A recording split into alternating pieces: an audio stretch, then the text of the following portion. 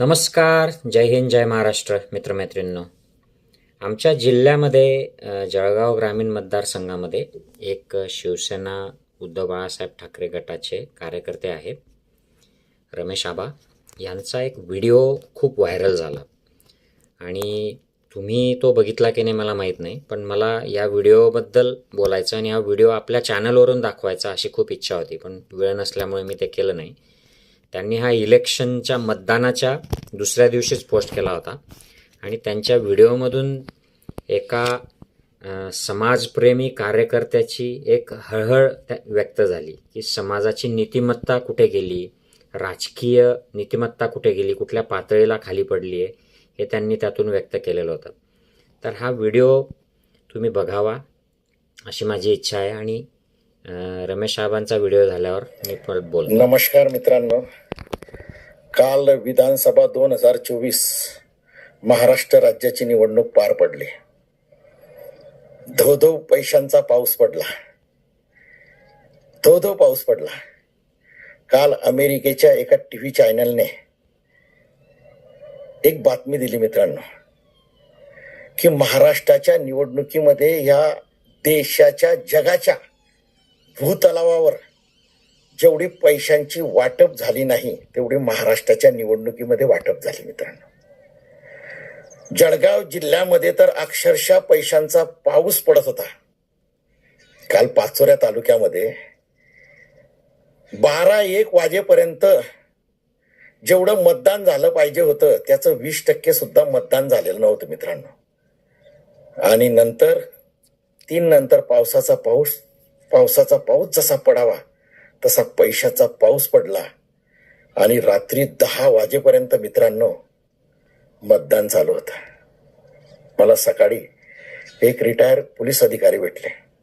त्यांनी सांगितलं, रमेश आबा, माझ्या आयुष्यात मी 37 वर्ष पोलीस खात्यामध्ये नोकरी केली.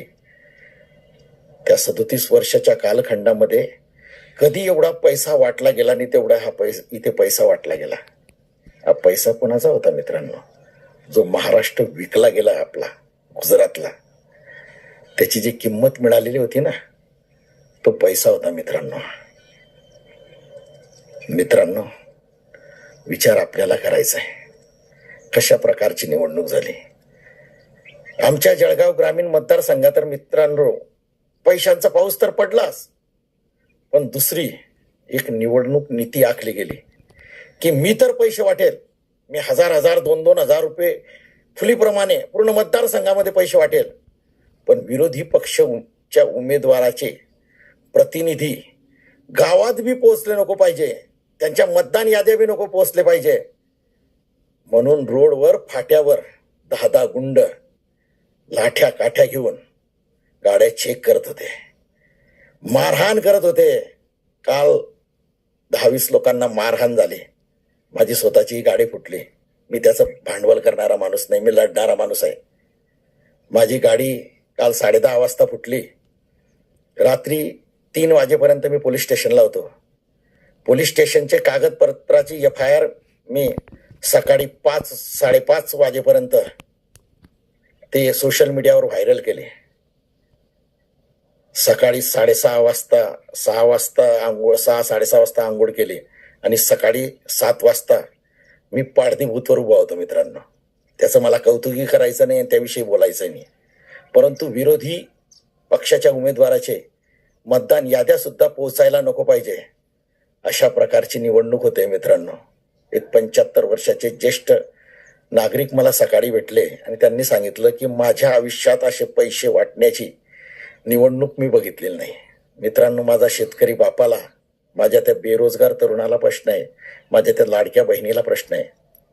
शेतकरी राजा, तू जर ह्या निवडणुकीमध्ये पैसे घेतले असतील माझ्या बापा, तर तुला आता तो अधिकार कुठे राहील की माझ्या शेतीला भाव भेटत नाही. बेरोजगार तरुणा, जर तू पैसे घेऊन नच मतदान केलं असेल मग तुला नोकरी मिळत नाही, याचा बोलण्याचा अधिकार तरी तुला कुठे राहणार आहे.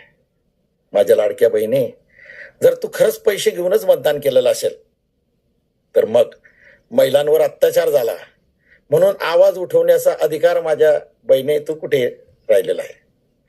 मित्रांनो, आपल्या देशाला स्वातंत्र्य मिळण्यासाठी लाखो लोकांनी आपलं जीवन अर्पण केलं या देशाला. वरून जर ते बघत असतील आणि म्हणत असतील अरे यांच्यासाठी मी बलिदान दिलं. मित्रांनो, मला आज माफी मागायची, मला बाबासाहेबांची माफी मागायची. बाबासाहेब, तुम्ही आम्हाला जो मतदानाचा अधिकार दिला, आम्ही नाही किंमत करू शकत हो त्याची.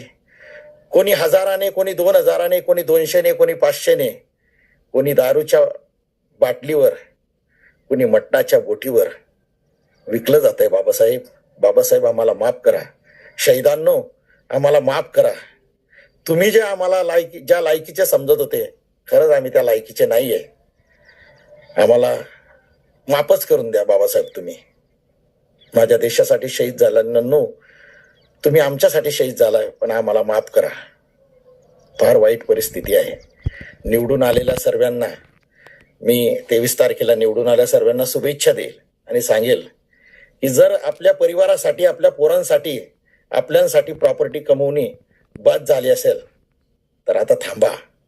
आता माझ्या या भोड्या जनतेसाठी, भोड्या बाबड्या जनतेसाठी, माझ्या शेतकरी बापासाठी, माझ्या बेरोजगार तरुणांसाठी, माझ्या महिलांसाठी, माझ्या दीनदलित गरिबांसाठी, दुबळ्यांसाठी, वंचितांसाठी आपण ही पुढची सत्ता गाजवावी आणि वापरावी अशी मी विनंती करेल. मित्रांनो, माझे विचार जर आपल्याला आवडत असतील तर आपला रोखठोक रमेश माणिक पाटील म्हणून हा माझा नंबर सेव्ह करून घ्या. मित्रांनो, तर हे होते रमेश आबा, आमचे जळगाव ग्रामीण मतदारसंघामधले आहेत. हे उद्धव बाळासाहेब ठाकरे शिवसेनेचे एक कार्यकर्ते आणि चांगलं नेतृत्व आहे. स्थानिक पातळीवर आणि रिजनल पातळीवर त्या तालुक्यामध्ये ते रिप्रेझेंट करतात. त्यांचे हे विचार आहेत आणि माझंही यांच्या विचारांशी सहमतीच आहे. ऑब्व्हियसली जे सेन्सिबल लोक आहेत, ज्यांना लोकशाहीप्रती, समाजाप्रती, संविधानाप्रती आस्था आहे, अशा लोकांना काहीच हरकत नाही या विचारांशी सहमत व्हायला. तर असा नोटांचा पाऊस पाडायचा आणि विरोधकांना पैसे वाटू द्यायचे नाहीत. पैसे वाटणं सरसकट चुकीचं आहे, पण आपण वाटायचे आणि त्यांना वाटू द्यायचे नाहीत. अशी जी पॉलिसी महाराष्ट्रात, जळगाव जिल्ह्यात लागू झाली सत्ताधाऱ्यांकडून, विशेषतः जे गुवाहाटीला पळून गेले होते अशा नेत्यांकडून, गुवाहाटीतले जे राज्याशी गद्दारी करून जाणाऱ्या लोकांनी, त्यांच्याकडून या अशा पॉलिसीज झाल्या आणि त्याची त्यांनी खंत व्यक्त केली आणि आपल्याला निकाल दिसतोच आहे. ज्याच्या नोटा पोचल्या, ज्याच्या जास्त नोटा पोचल्या त्यांना जनतेने मतदान केलेलं दिसतंय आणि EVMच्या मशीन पण काही अदलाबदल झालेल्या असल्याचे इकडून तिकडून सोशल मीडियामधून रिपोर्ट्स येत आहेत. हे सगळं मॅनिप्युलेशन झालेलं आहे, सुप्रीम कोर्टापासून ते मतदार राजापर्यंत सगळं. तर ह्याच्यावर जरा थोडं लॉंग टर्म आता विचार करण्याची वेळ आलेली आहे आणि रमेश साहेबांचा हा व्हिडिओ काही लोकांना तरी प्रेरित करो अशी मी अपेक्षा करतो. जय हिंद, जय महाराष्ट्र, जय संविधान.